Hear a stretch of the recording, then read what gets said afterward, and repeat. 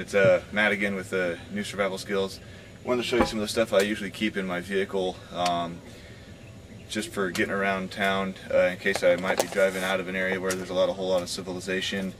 If I know I'm going on a long trip, it's stuff I definitely bring. Let's go ahead and get into it. Driving this Jeep Wrangler, there's really not a whole lot of cargo space, but on times when I know I'm not going to have a lot of passengers, I can load this up with some decent amount of gear. Sometimes I'll reduce this load when I know I'm going to have passengers and I know I'm going to be just right around town where I live. I'm not too worried about getting stuck in the middle of nowhere. But essentially what I keep is basically an instant campsite. I have it loaded as if I was going to go camping.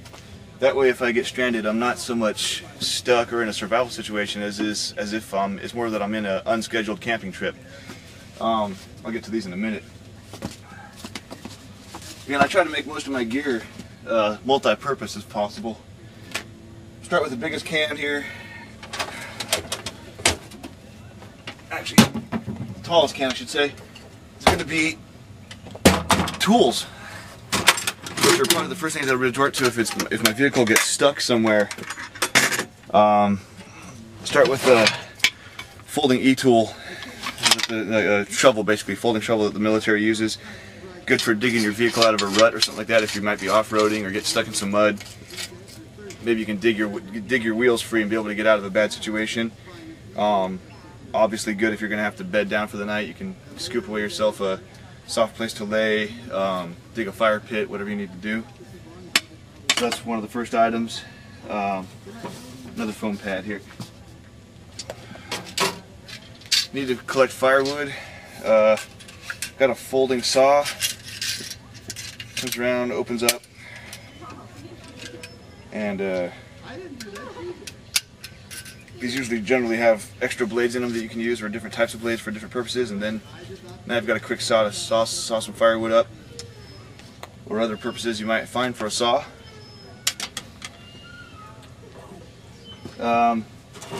Machete. I'm going to need to hike out of an area that's thick with brush, hack my way through, get a clear path. You know, anything you can use a machete for. You can use it for splitting some firewood if you have the small stuff. Who makes that machete? Again, yeah, cold steel machete. You can see I've used it. It's got a little bit of rust on it, but it's still tough. Got a good edge on it. As long as you keep an edge on them, don't let them get too rusty, you're pretty good to go. These things can take a beating. Next thing I've got here actually was kind of a random find. Chappie and I were camping up at Los Padres National Forest, and as we were checking out our campsite, getting ready to set up a fire, we found this buried in some ash next to the fire pit. Just a great big old pipe wrench. It's heavy. You never know. You might need a wrench, or you might just need something heavy to club something with. You know, if you need to split firewood, something to clobber your axe with to split wood. You know, we figured we'd keep it. What else we got here? We got sort of a small machete. This is made by Spec Plus, Ontario. Again, this is something I can easily strap onto my hip or whatever if I need to. Little short guide. This is quite often what I'll use to split a piece of wood. I'll whack this on top of a log and then hit this with a hammer of some sort, or the back of my axe. Again, good for chopping small amounts of limbs off of trees. It's got a flat edge like a chisel, so you can actually use it to plane a flat side of wood if you want to make something flat, whether it's for, oh, you name it. If you want to make it flat, good to go.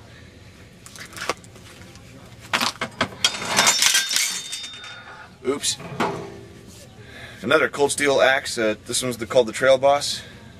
Chappie and I have used this a few times to chop down some trees for firewood, chop up the firewood that we bring back to camp.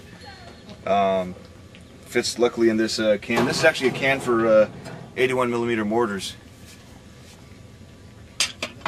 And what do you got? Another cold steel tool, Trail Hawk. Again, got a nice little hammerhead on it, little hatchet head for stripping bark off of stuff, small branches. Then we've got the what's called the Cold Steel's version of the Special Forces Russian shovel. A little bit of an edge around it. You can sharpen it up a little bit if you want. Again, can be good for some light hacking, chopping, digging holes. Even used as a paddle on a boat. Exactly, yeah. Boat paddle. Again, your imagination is the only limit on some of your gear here. Right. And then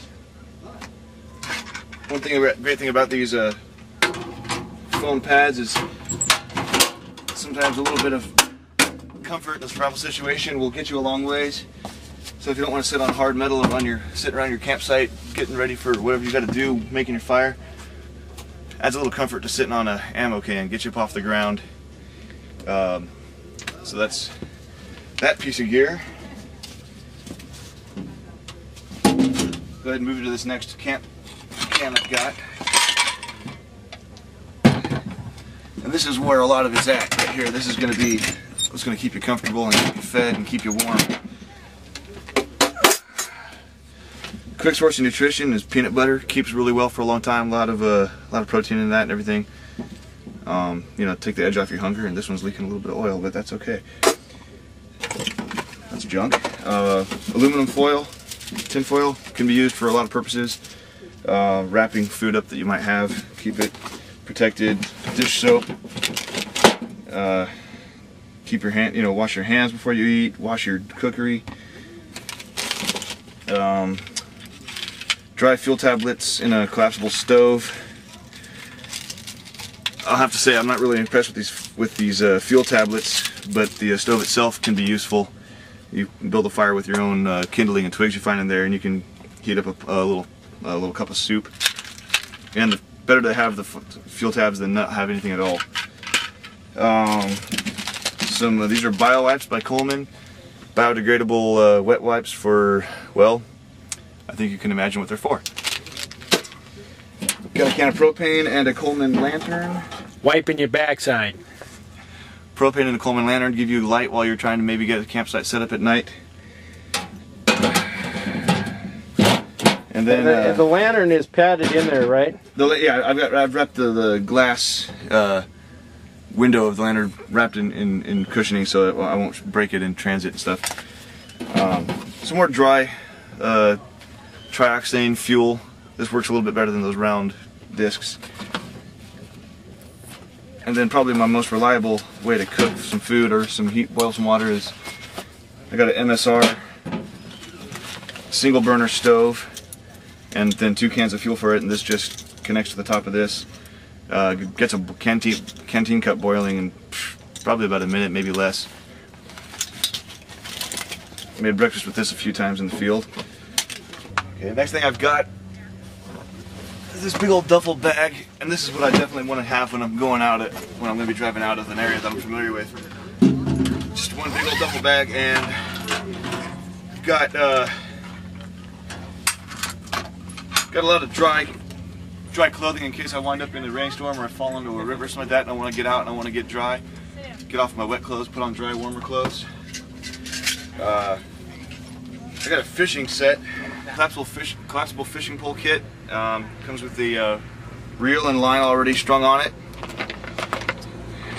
and a collapsible fishing pole, which all folds up into this nice carryable kit. Which you might want to, if you had something like this, you might want to take it out for your own kit, just make it take up less space. But I like it the way it is here for my bag. And then a bag of fishing gear, miscellaneous hooks, bobbers, darn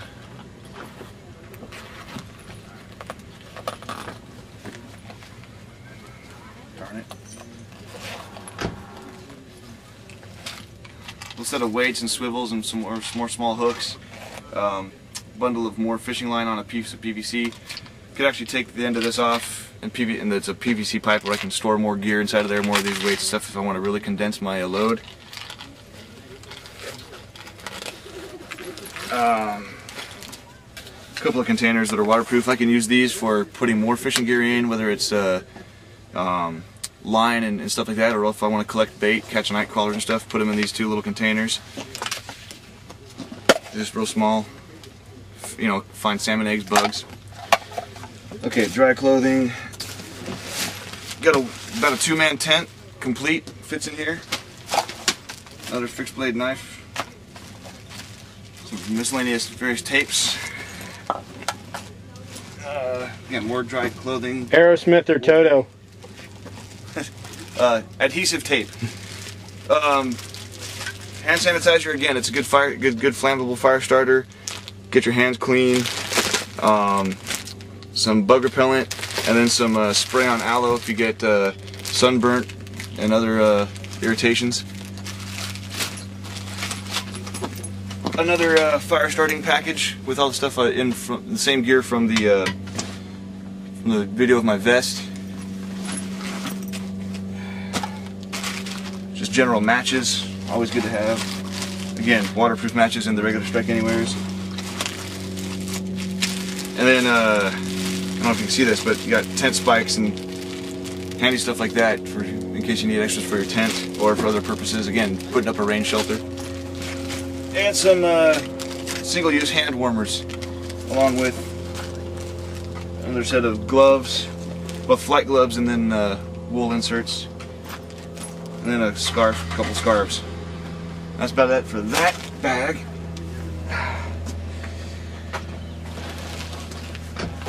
Okay, last couple of items I keep in the back of the vehicle for long trips and just preparedness is this ammo can is full of mainly just food, whether it's stripped down portions of an MRE. I try to mostly have the dried stuff, which isn't going to go bad. I got spaghetti with meat sauce, got a little bit of some snack crackers, some vacuum sealed bean soups that my friend of mine gave me, various things you can just boil up and have a quick bite to eat. MRE toilet paper can be good for dry tinder as well as you know, toilet paper. Various beverage mixes and other condiments. Gum, basically to brush your teeth more or less. So that's just an example of that. Some dishwashing stuff. This is some camp soap. It's all natural stuff, so you won't pollute the environment with that. Some bouillon cubes in jars in case any meat you find in the field isn't palatable to yourself, or you have somebody with you who just is finicky. Well, this might make it a little easier for them to take. And what's that called again? These are bouillon cubes. Bouillon. I've got the beef and the chicken. Got a collapsible water jug for collecting water. I think this goes up to about a gallon. Can never have too much water in the field. Some salt. Nice package of salt, and then other various spices. Again, food you might find in the field might not be what you're used to, so doctor it up a little bit. The more comfortable you can be in a survival situation, the better attitude you're going to have, and the more willing you are to continue on when you feel a little bit better about things. Again, rattlesnake with a little lemon pepper seasoning goes a long way. Absolutely. Again, this can turn what would be a survival situation into just more of an unscheduled camping trip and make it a little more pleasant. Give you a little more time to secure other things that you need by already having these things with you, and just basically help your overall morale here. Let me say something here for a second to all you guys out there on the web. I know we go over this and we show you the stuff that we carry and the things that we take in the field. And a lot of this comes from our previous background, either in the military or working in the fire service or police. And, you know, a lot of this stuff can be attributed to a survival situation like an earthquake, a flood, a fire, natural disaster. But I think one of the things that's coming up that's a very major thing to get prepared for is the upcoming collapse of our economic system. And when things go south in governments like they have all over the world, if you have some of the home comforts, the creature comforts like your spices, your salts, and things that you can add to the food that you have to pick up in other places, it makes it a lot more survivable in one of those situations. So just be prepared for anything that could come your way, whether it's a man-made disaster, a natural disaster, or a collapse of a government economic system. Just be prepared for anything. So, Matt, show them the rest of your stuff.